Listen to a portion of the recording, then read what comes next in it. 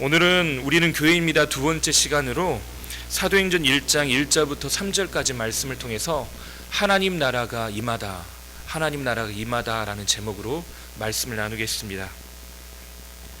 우린 지난주부터 사도행전 말씀을 살펴보기 시작했는데요, 지난주에는 제가 이 편지의 수신자인 데오빌로에 집중해서 여러분과 함께 말씀을 나눴습니다.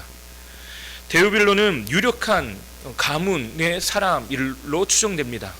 뿐만 아니라 로마에서 각하라고 하는 호칭을 봤을 때 높은 지위에 있었던 사람이 분명합니다.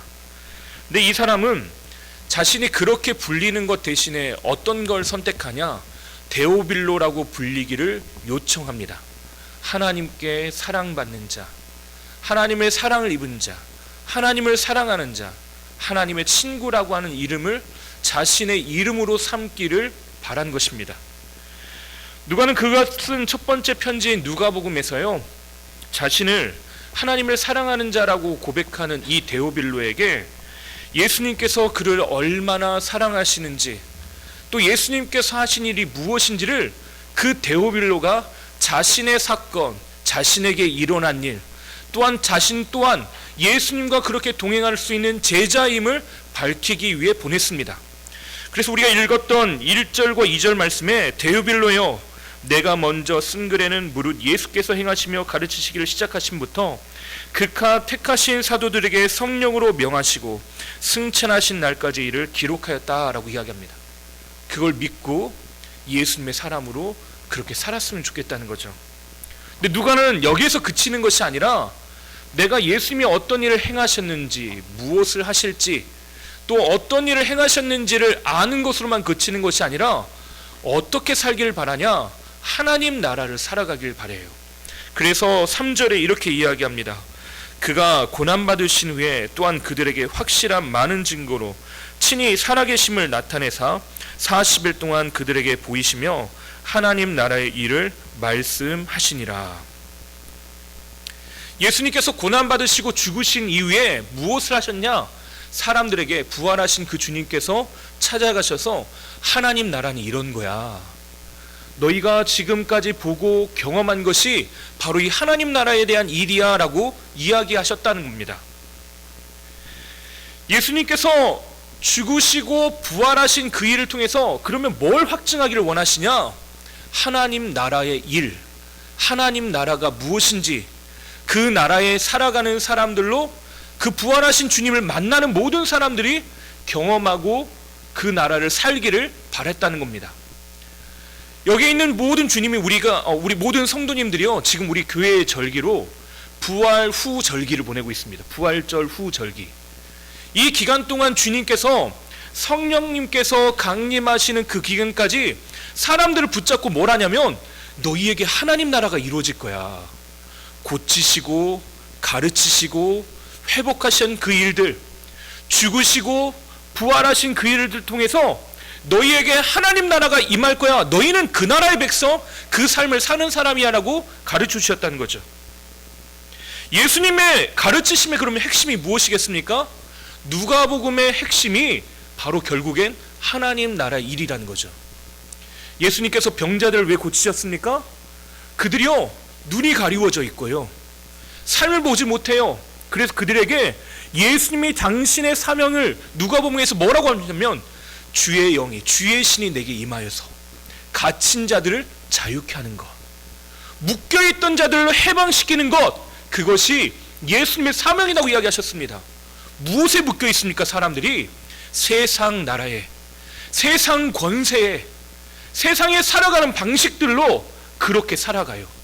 근데 주님은 우리에게 뭘 하냐면 병들고 아파하고 세상에서 삐그덕삐그덕 거리는 삶을 살아가고 있는 우리가 하나님 나라, 하나님의 백성, 하나님이 다스리는 사람으로 살아가기를 요청하시는 거예요. 그래서 그들의 삶 가운데 찾아갈 때마다 그들의 예수님을 만난 사람들의 입에서 뭐가 터져 나오냐면 나의 주님, 나의 하나님이라고 고백하는 거예요. 아, 나 병이 나았어요, 아, 놀라운 가르침이요 라고 하는 사람들은요, 결국 그들은 어떻게 됩니까? 주님을 모른다고 떠나요. 그런데 그의 입술에서 주님이 진짜로 변화시키고자 하시는 그 일들이 무엇입니까? 나의 주님, 나의 하나님, 그렇게 변화되기를 원하셨다는 겁니다. 이것은 예수님의 첫 번째 메시지에서 더욱 분명하게 드러납니다. 예수님께서 공생애를 시작하시면서 첫 번째 외치셨던 말이 무엇이냐? 그것은 마가복음 1장 15절 말씀입니다. 마가복음 1장 15절 말씀 우리 함께 읽어보겠습니다. 이르시되 때가 찼고 하나님의 나라가 가까이 왔으니 회개하고 복음을 믿으라 하시더라. 예수님께서요, 그리스도 우리의 구원자로 첫 번째 걸음을 내디시면서 외치신 말씀이 뭐예요? 하나님 나라가 가까이 왔다라는 거예요. 이것은 앞에 있는 때가 찼고 라고 하는 말에 봤을 때 시간적으로 그 분량이 임박했다라는 걸 의미합니다. 시간적인 경계가 분명해요.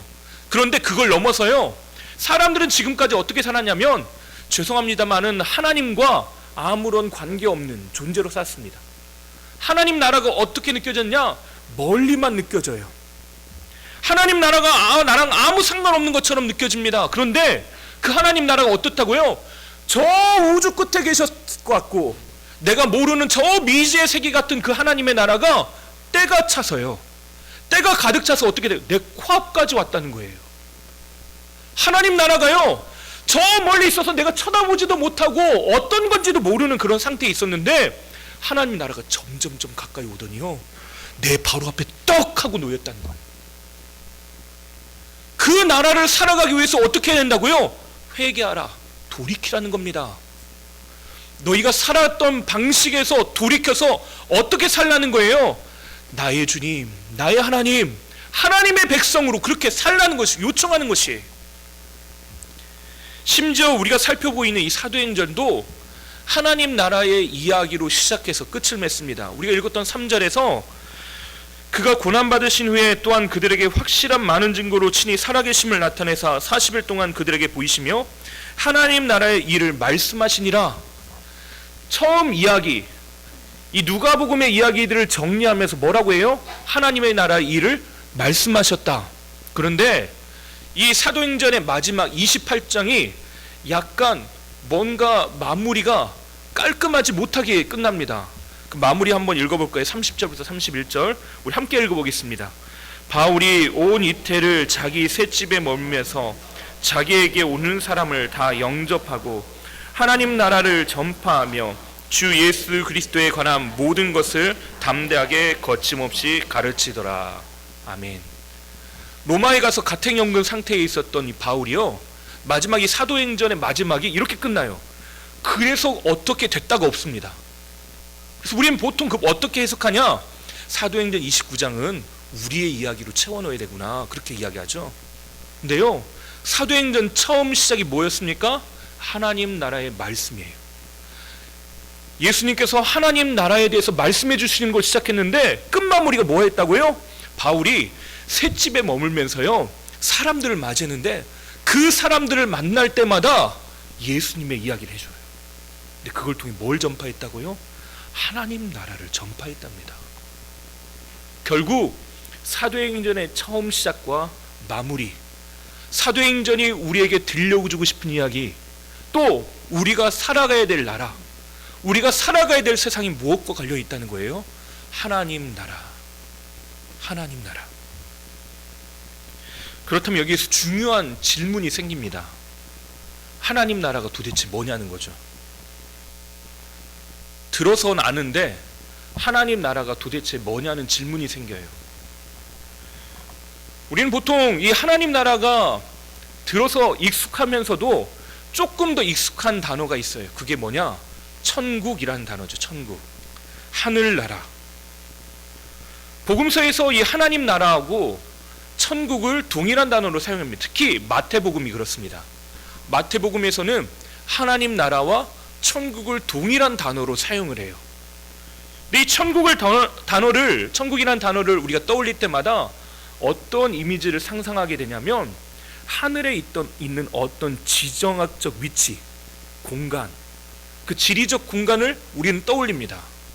거기에는 막 구름도 막 가득 차 있을 것 같고요, 사람들이 너무 좋을 것 같고, 거기에는 아름다운 성도 있을 것 같고, 무엇보다도 나는 일 안 하고 맛있는 거 먹고 그럴 것 같아서 참 좋습니다. 예. 근데 하나님 나라가 무엇이냐라고 살펴봤을 때요, 알려면 하나님 나라가 어디 있는지를 아는 것이 매우 중요합니다. 우리가 거기 가야 되잖아요, 그렇죠? 하나님 나라 천국에 가야 되는데 어디가 있는지 알아야 갈 거 아닙니까? 도마가 그랬어요.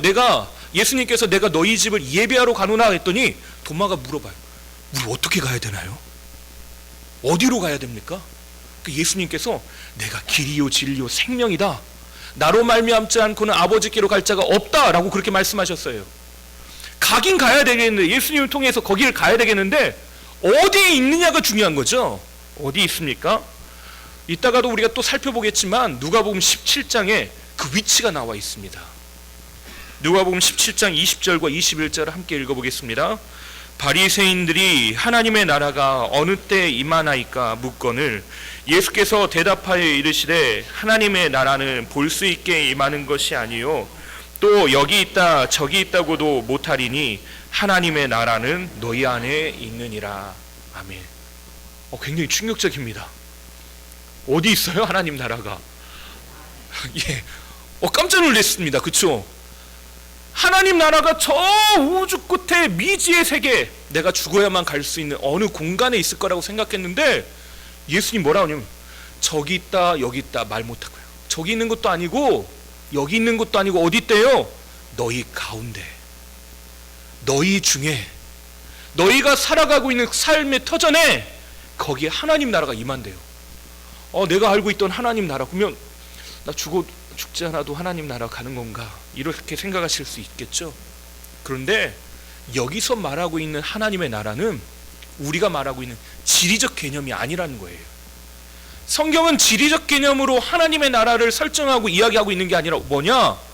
하나님이 통치하시는 나라, 하나님이 다스리시는 공간, 하나님이 주인 되시는 삶, 하나님만 바라보고 그분만 쫓아가는 것, 그것이 하나님의 나라는 거예요. 하나님의 나라가 우리가 분명히 주님이 다시 오시는 그날 새하늘과 새 땅이 임하고 그 나라가 완성되어서 새 예루살렘에서 우리는 살게 되겠다고 요한계시록에서 분명히 이야기하십니다.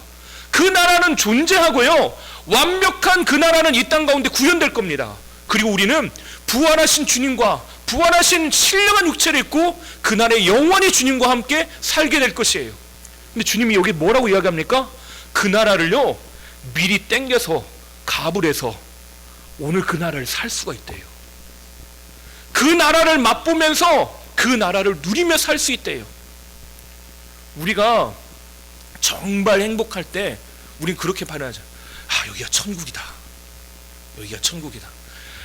땡볕에 뜨거운 여름에요, 여러분들이 에어컨이 시원하게 빵빵하게 트는 그런 공간에 가면 여기가 천국이네 그러시잖아요. 정말 좋다는 거예요. 그런데요, 그 에어컨 빵빵한 그곳이 천국이 아니라 뭐라고요? 주님과 함께하는 공간, 주님이 다스리시는 삶, 그곳이 바로 하나님께서 함께하시는 거랍니다. 이것을 좀 쉽게 표현하냐면 찬송가 438장에 이렇게 표현합니다.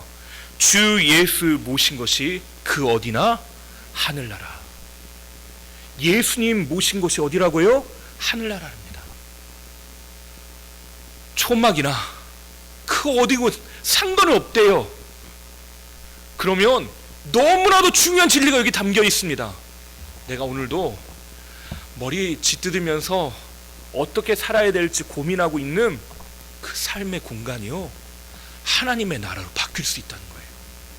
어떻게 하면요, 주님의 통치하심을 인정하고 하나님의 주인 되심을 선언하고 하나님의 법대로, 하나님의 뜻대로, 하나님의 말씀대로 살기로 결단하면 그곳이 하나님의 나라로 바뀐답니다. 누구 때문에요? 주님 때문에요. 하나님의 나라니까 거기 가장 중요한 게 뭐예요? 하나님이에요. 하나님. 하나님이 계시면 내 인생이 바뀌더라는 겁니다. 집에서 청소하다가, 요즘 그런 분은 없겠지만 방바닥을 빡빡 긁으면서 내 팔자야 하면서 걸레 집어던지고 싶은데 주님 생각했더니 지금 이곳이 하나님의 나라로 바뀌더라는 거예요. 하나님과 동행하길 원하는 모든 순간, 모든 자리, 오늘의 예배, 우리의 자녀들의 삶, 우리의 가정, 우리 일터, 이곳이 하나님의 나라로 변화된대요. 하나님과 더불어 사는 은혜가 있게 되겠답니다. 그래서 예수님께서요, 우리에게 기도를 가르쳐 주실 때 중요한 것 하나를 가르쳐 주십니다. 너희도 그 나라를 누릴 수 있어 라고 하시면서 마태복음 6장 9절과 10절을 우리 함께 읽어보겠습니다. 함께 읽겠습니다. 그러므로 너희는 이렇게 기도하라. 하늘에 계신 우리 아버지여, 이름이 거룩히 여김을 받으시오며 나라가 임하시오며 뜻이 하늘에서 이루어진 것 같이 땅에서도 이루어지이다. 아멘. 너희는 이렇게 기도하라 라고 가르쳐 주신 것이 주기도문입니다. 주님이 가르쳐 주신 기도, 너희는 이렇게 기도하라. 그 기도의 모범에 뭐라고 쓰였냐면, 하나님은 그렇게 거룩하시고 존귀하신 분이죠. 근데 그분의 나라가 오늘 이 땅 가운데 임하게 될 줄 믿습니다. 그렇게 기도하래요. 걸레를 던지고 싶다가도 하나님의 나라가 임합니다. 기도하래요. 내 자녀 때문에 막 속이 터지려고 할 때요, 이곳에 하나님의 나라가 임합니다. 그렇게 기도하랍니다. 그것이 예수님께서 우리에게 가르쳐주신 기도의 모범이에요. 그러면 어떻게 된대요? 지금 이 땅 내가 살고 있는 터전이 하나님이 함께 하시는 공간으로 바뀌어진답니다. 제가 지난주에도 여러분에게 말씀드렸죠. 하나님의 사랑을 입은 자, 하나님을 사랑하는 자, 하나님의 친구로 살아가기를 원하는 사람은요, 살아가는 눈빛이 다릅니다. 그 눈빛이 살아있어요. 하나님 때문에 이 가슴 두근거리는 삶을 어떻게 주체하지 못해서요, 그 사람에겐 생기가 있습니다.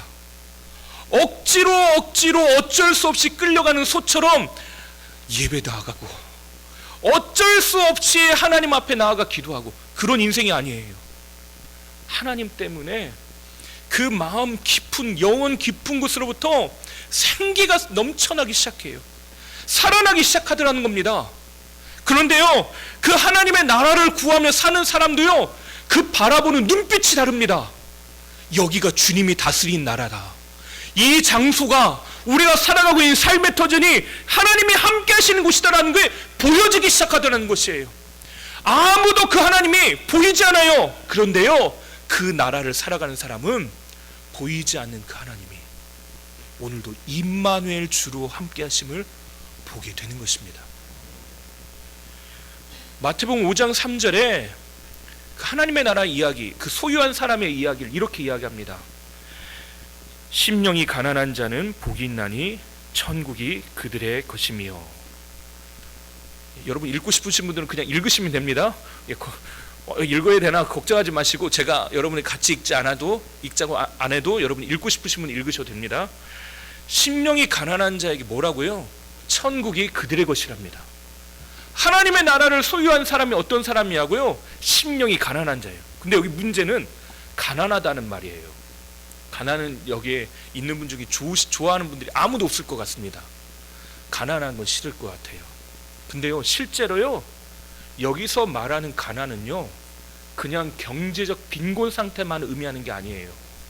이 가난하다라고 말하는 건 심령이 가난하다는 말을 붙인 것처럼 원어의 의미를 따지면 무언가 바닥난 상태, 아무것도 없는 상태, 정상적인 궤도에서 이탈하는 상태가 가난하다. 히브리어로 아니라는 말을 씁니다. 우리가 잘 알고 있는 베단이라고 하는 마을이 있어요. 예수님이 나사로의 집이 있는 곳이기도 하고 머물렀던 곳. 그 베단이가 무슨냐면 베트안입니다. 가난한 사람들의 집. 그 동네가요, 빈민촌인 거예요. 나사로가 부자는 아니었던 것 같습니다. 마르다가요, 돈이 많아서 예수님을 섬긴 게 아니라 어떤 겁니까? 마음속에 그 예수님을 향한 사랑 때문에 섬긴 거예요. 마르다 선교회를 축복합니다. 네. 여러분이 가난하다는 말이 아닙니다. 가난이라고 하는 말이 여기 감겨있는 말이 그렇습니다. 그러면 심령이 가난하단 말이 무슨 말입니까? 심령, 마음이 완전히 바닥난 상태예요. 가슴이 뻥 뚫린 것처럼 공허하고 그 무엇으로도 채워지지 않는 상태예요. 심령이 가난하다는 건요, 아무것도 없는 상태. 눈에 초점을 잃어서요, 어떻게 살아야 될지 모르는 막막한 상태가 심령이 가난하다는 상태겠죠. 근데 왜 예수님은 이런 사람들이 복이 있다고 말씀하시는 걸까요? 이런 사람들은요, 이 심령이 가난하다, 정상 궤도로부터 벗어나고 모든 것이 바닥난 상태에 있는 사람들은 정말 죄송하지만요, 그의 인생에 소유물만 바닥낸 게 아니라 영혼의 결핍 상태가 있어서요, 하나님으로부터 함께 할 수 없는 존재처럼 여겨집니다. 아무것도 할 수 없는 상태, 예배에서조차 제외된 상태에 있는 사람이 왜 복이 있습니까? 그 사람은요, 이 마음을 예수님으로부터 채우기를 원하기 때문에, 그 말씀으로 채우기를 원하는 소원들이 있기 때문에 그래요. 가난한 사람들이 어떻게 해야 될지 모르는데 그 마음에 무슨 소원이 있냐면, 주님이 내 인생을 채우실 수 있습니다. 그 마음에 소원들이 있는 상태에 있는 사람들 보고 심령이 가난한 자들, 그들에겐 복이 있다고 말씀하시는, 그 사람이 그 마음을 가지면 어떻게 된다고요? 천국이, 하나님의 나라가 그들의 것이 된답니다. 제 인생을 보면요, 내세울 맞는 것도 없고 뭔가 여러분에게 선한 것들을 제공할 만한 능력이 부족해요. 근데 왜 제게 하나님께서 이 직임들을 맡기시고 여러분과 함께 예배하고 하나님을 알아가게 하셨을까요? 부족하니까 하나님을 찾아라는 말씀이죠. 우리의 인생 가운데 부족하고 연약한 것들이 있어요. 그때부터 우리에게 필요한 것이 무엇입니까? 하나님을 찾고 구하는, 그분을 갈망하는 선한 마음이에요. 그러면 어떤 일이 일어납니까? 하나님의 나라가 거기에 임하는 것이. 우리가 함께 한 마음으로 이곳에서 예배드릴 때 가난한 마음으로 하나님을 찾고 구하면 이곳에 무엇이 임한다고요? 하나님의 나라가 임한다는 겁니다. 아무도 모르는데 흐느껴 울면서 내가 기도하는 그 기도 제목 가운데 하나님을 찾고 구하면 무엇이 임한다고요? 그 기도의 제목에 하나님의 나라가 임하게 되더라는 것이에요. 야, 그 나라가 어디 있냐? 그 나라가 정말로 임하긴 하는 거냐? 실제하기는 하는 거냐라고 사람들이 비웃을 수 있어요. 그런데요, 남모르게 기도하는 그 자리에요, 하나님의 은혜가, 하나님의 나라가 실제적으로 우리의 인생 가운데 임하게 되더라는 것입니다. 여러분 믿으십니까? 우리는 그걸 찾고 구하는 것이에요. 결핍에 있던 사람들이 그 하나님을 찾고 구했더니 그들이 다시 하나님을 향해 나아갈 용기를 얻는 겁니다.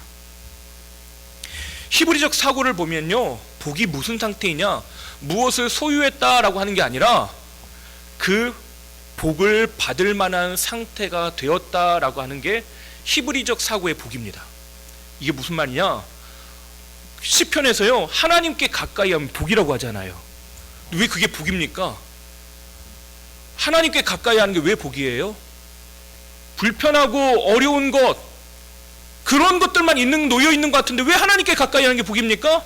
그것이요, 내 인생의 가장 밑바닥 기초이고요, 그것이 있어야지만 그 위에, 인생 위에 무언가를 쌓고 세워갈 수 있다는 것이, 하나님이 없이는 아무것도 무의미합니다. 하나님께 가까이함이 복이란 이유는요, 하나님이 계셔야지만 내 인생이 복되다라고 하는 그 밑바닥 기초가 완성되는 걸 의미하는 것이에요. 그래서요, 가난하다, 이 팔복에서 애통하다, 슬퍼하고 있다, 핍박받는다, 무언가 부족하고 결핍에 있는 상태에 있는 사람에게 복이 있다고 합니까? 그 사람은요, 인생의 진공 상태인 것처럼 아무것도 할 수 없지만 주님을 구하면 하나님의 나라가 임하기 때문에 그래요. 그 복받을 준비, 하나님을 찾고 구하는 그 마음이 그들의 가슴 속에 있기 때문에 그런 것입니다. 복음서를 보면 예수님이 죄인들과 세리들과 또 창녀들과 식사하는 장면이 등장을 해요. 사람들은 수군거리면서 그래서 예수님에게 붙여준 별명이 있습니다. 죄인들의 친구다. 바리새인들이 봤을 때는요, 예수님이 정말로 끔찍한 상태입니다.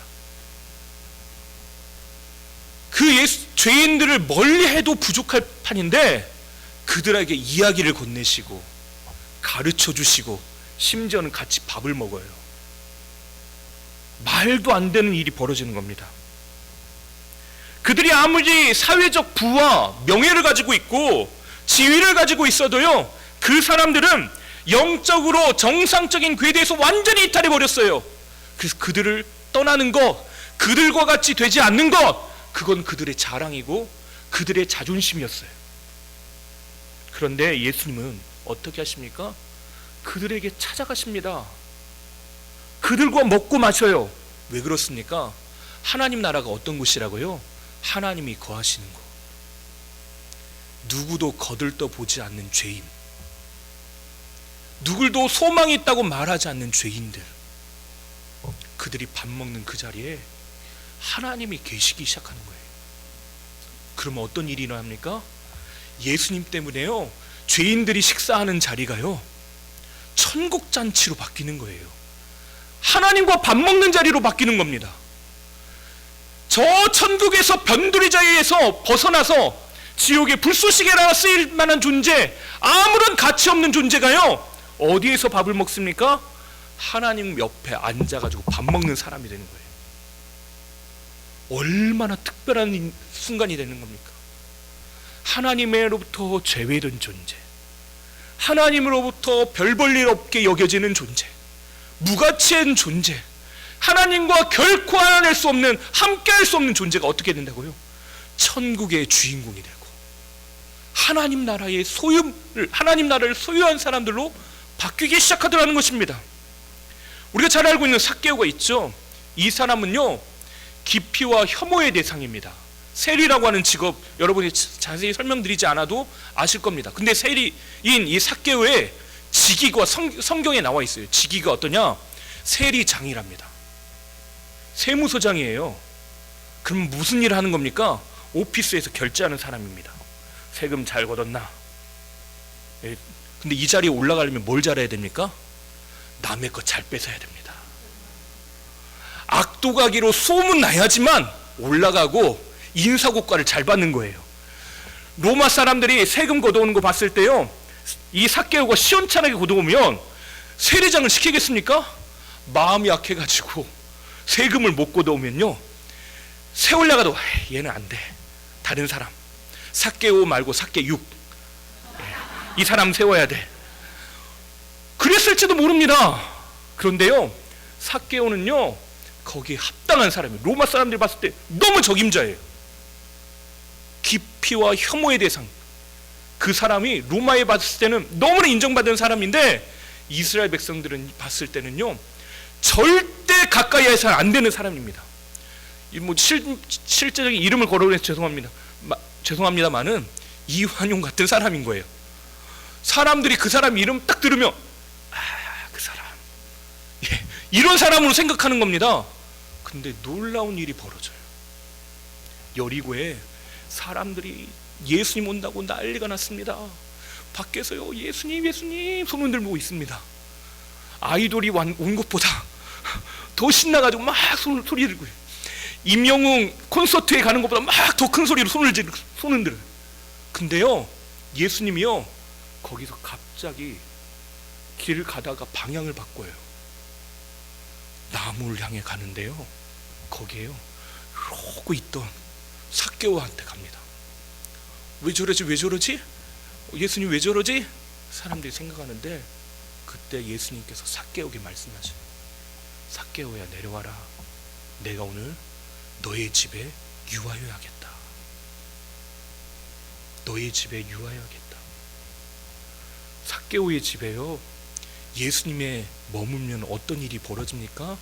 그 집이 기피와 혐오 대상의 사람이 살고 있는, 거기에 방범 요원들을 쫙 깔아가지고 다른 사람들이 테러 못하게 만들어 방어하는 집이 아니라요, 하나님이 거하시는 집, 하나님이 함께 하시는 집, 예수님이 먹고 마시는 집, 예수님과 함께 이야기하는 집으로 바뀌는 거예요. 야곱이 도망자 신세로 하란으로 떠나가다가요, 얼마나 힘들었는지 밤에요 돌베개백을 잡니다. 근데 그때 거기에서 꿈을 꾸는데 하늘에서부터 사닥다리가 내려와요. 그리고 깨어나서 이 야곱이 뭐라고 고백하냐면, 이곳이 도망자의 신분에 불과했던 나에게 하늘문이 열리고 이곳에 하나님이 임하시는구나. 그리고 그가 고백합니다. 여기가 하나님이 거하시는 곳이었구나. 그래서 그곳 이름을 뭐로 합니까? 베델, 하나님의 집이라고 불러요. 지금 삭개오에게 그런 일이 벌어진 거예요. 하나님의 집.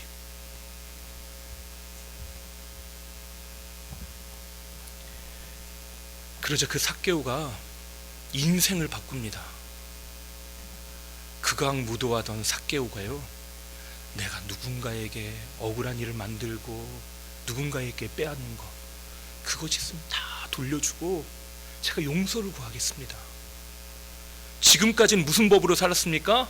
내 이기심을 채우고요, 내 만족을 위해서 살았던 존재예요. 근데 그가요, 하나님의 나라의 법대로 살겠다고 선언해버리는 것이, 나는 더 이상 그것이 내 인생의 전부가 아니라 하나님 나라의 백성으로 살겠다고 선언해버리는 겁니다. 어느 분과 이야기하다가요, 직장에서 겪고 있는 어려움에 대해서 이야기를 들었습니다. 듣는 내내 참 안타깝더라고요. 뭐라고 조언하기도 어렵습니다. 실제로 당하고 있으니까요. 부당함과 어려움이 있지만 현재 자신이 갖고 있는 직급과 차후에 있을 승진이라든지 여러 가지 상황 때문에 참고 또 참으면서 직장 생활하고 있답니다.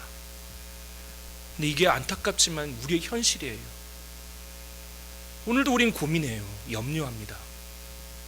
문제투성이의 삶이에요. 하루하루 근근히 살아갈 때가 얼마나 많습니까? 하루하루 버티면서 살아갈 때가 얼마나 많아요. 가끔씩 좋은 상상도 해왔다가 최악의 상황도 상상해보면서 그렇게 살아요. 근데 진짜 문제는요, 내가 이 문제를 해결할 능력이 내게 없다는 거예요. 고민을 하는데요, 낮게 상황을 바꿀 수 있는 게 나한테 없어요. 그래서 그냥 참고 그냥 더 열심히 사는 것 뿐입니다. 그러니까 더 억울하고 답답하죠. 할 수 있는 게 없으니까요. 근데 주님이 우리에게 뭐라고 기도를 가르쳐 주셨습니까? 나라가 임하옵시오며 뜻이 하늘에서 이루어진 것 같이 땅에서도 이루어지이다. 우리가 상상하는 그 천국의 삶이요, 오늘 우리의 삶에도 임할 수 있답니다. 그 나라를 살아갈 수가 있대요. 억울하고 답답하고 문제투성인데 하나님의 나라가 우리에게 임하실 수 있답니다. 조금 전 말씀드렸던 누가복음 17장에요, 하나님 나라가 어디 있다고 했습니까? 하나님 나라가 우리 가운데 있다고 했죠. 근데 그 바로 앞에 직전에요, 어떤 이야기가 있냐면요, 나병 걸린 환자들의 이야기가 있습니다. 나병 환자 10사람의 이야기. 그 중에서 한 사람만 돌아오죠. 한 사람만 돌아와서 예수님께 엎드리면서 하나님의 영광을 찬송하면서 감사합니다. 그런데 하나님의 나라가 너희 안에 있다라고 하는 말과 이 이야기는 어떻게 연결되는 겁니까? 그 사람은 나병 환자예요. 나병은 사회로부터 격리됩니다. 심지어 하나님 앞에 나아가는 것, 예배하는 것마저도 제외가 돼요. 이 사람은 예배에 참여할 수가 없습니다. 입구부터 딱 막아서서 이 사람은 들어올 수가 없어요. 거기다가 이 사람은 혈통적으로 사마리아인입니다. 부정하게 여겨지는 사람이죠. 근데 그 사람이 뭘 하냐? 현재의 삶에 대해 감사하기 시작합니다. 감사했더니 뭐가 보여요? 하나님이 보이고요, 하나님의 나라가 임하더라는 것입니다. 오늘 내가 기도하고 감사함으로 내 인생을 하나님께 바꿔드리고 올려드리기 시작하면 뭐가 임한다는 것이에요? 하나님의 나라가 우리 가운데 임하게 되다는 것입니다. 이것이 오늘 우리에게 주시는 하나님의 은혜입니다. 어느 분이 또 이런 고백하시더라고요. 지난해 지금까지 경험해보지 못한 무력감 때문에 정말로 힘들었다고. 포기할까 고민하기도 하고 정말로 힘들고 어려운 시간을 보냈다는 이야기를 들었습니다. 그런데 이 이야기가 끝이 아니더라고요. 그때 감사하기로 결정하고 땅을 보고 있던 시선을요 하늘을 향하기 시작했더니 하나님이 보이기 시작하더래요. 내가 살아가고 있는 삶, 내가 지금 머물고 있는 이곳이요 어떤 곳이고 내가 뭐하는 사람이고 어떤 존재인지가 분명하게 보이기 시작하더라는 겁니다. 버티게 하시고 이겨내게 하실 뿐만 아니라 결국엔 끝내 변화시키시는 하나님을 만나게 되는 것입니다. 우리가 하나님의 나라를 살아가는 방법, 그것은요 기도함으로 감사함으로 그 나라를 적극적으로 바라보기를 결단하는 것이에요. 그러면 무엇이 발견됩니까? 하나님의 나라는 죽어서만 가는 나라가 아니라 오늘 이 자리에 하나님이 함께 계시고 이곳에 그 천국 하나님의 나라가 펼쳐짐을 우리가 목격하게 되더라는 것입니다. 여러분, 하나님의 나라가 어디 있습니까? 오늘 우리가 찾고 구하는 그 하나님을 바라보고 주님을 주님 되심으로 인정하는 이 자리에 그 하나님의 나라가 임하시는 줄 믿습니다. 어린 시절 교회학교에서 배운 찬양 중에요 하나님의 나라에 대한 찬양이 있었습니다. 또 오늘도 차마 불러드리지 못하고 가사만 읽어드리겠습니다. 사막에 샘이 넘쳐 흐르리라. 사막에 꽃이 피어 향내 내리라. 주님이 다스리는 그 나라가 되면 사막이 꽃동산 되리. 사자들이 어린 양과 뛰놀고 어린이들과 함께 뒹구는 참 사랑과 기쁨의 그 나라가 이제 속히 오리라. 아멘. 제가 오늘 말씀을 준비하면서 이 찬양이 계속 떠오르더라고요. 제가 어렸을 때 교회학교에서 가르치셨던 선생님이 이거를 신나게 저에게 가르치셨던 게 막 떠올랐습니다. 그래서 혼자요 그분 생각하면서 미소도 지으면서 말씀을 준비했는데요, 이사야 말씀으로 쓰여진 이 찬양의 가사가요 우리의 삶에 이루어질 수 있대요. 사막에 샘이 나고요 꽃동산이 펼쳐진답니다. 사자들이 어린 양과 뛰논대요. 어린이들이 함께 뒹굴면서 즐거워하는 나라, 그 나라가 오늘 우리 삶에 이루어지게 된답니다. 저는 특별히 여러분에게 오늘 마지막으로 요청하고 싶은 것이 있습니다. 계속 강조하고 여러분에게 지난주에도 말씀드렸지만요, 여러분 우리의 예배를 위해서 기도해 주십시오. 이곳에 함께 나오는 모든 사람들, 때로는 슬프고 힘든 과정, 감정들, 해결되지 않은 인생의 문제들을 앓고 오는 분들이 있어요. 아침에도요 남편과 싸우기도 하고 자녀들에게 큰 소리도 내고 그러면서 겨우겨우 무거운 발걸음 들고 오는 분들이 있어요. 해결되지 않은 문제 때문에 고민하며 오는 분들이 있어요.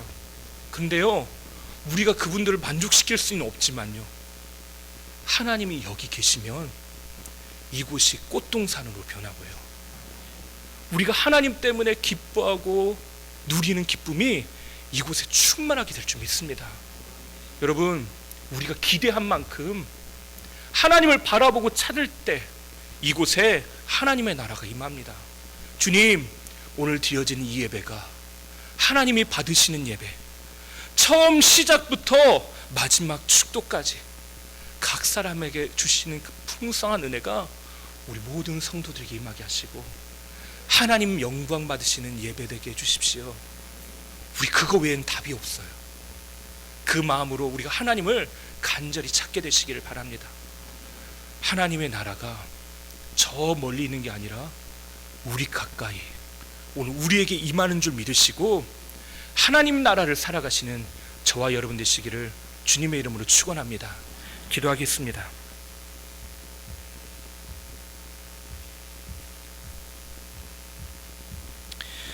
우리를 받으시는 하나님, 멀게만 느껴졌던 하나님의 나라가 지금 이 자리에 임하게 하여 주시옵소서.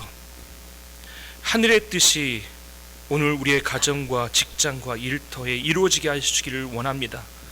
힘들고 어려운 삶의 문제로 고민하는 이들이 예배 가운데 하나님을 만나고 하나님의 통치가 우리의 삶의 세밀한 부분 한 영역까지도 임하게 하여 주시옵소서. 주님, 우리 교회를 주의 손에 올려드립니다. 모든 성도들을 붙들어 주시고 하나님의 인도하심을 누리게 하여 주시옵소서. 우리의 모든 것을 받으신 줄 믿사오며 예수님의 이름으로 기도하옵나이다. 아멘.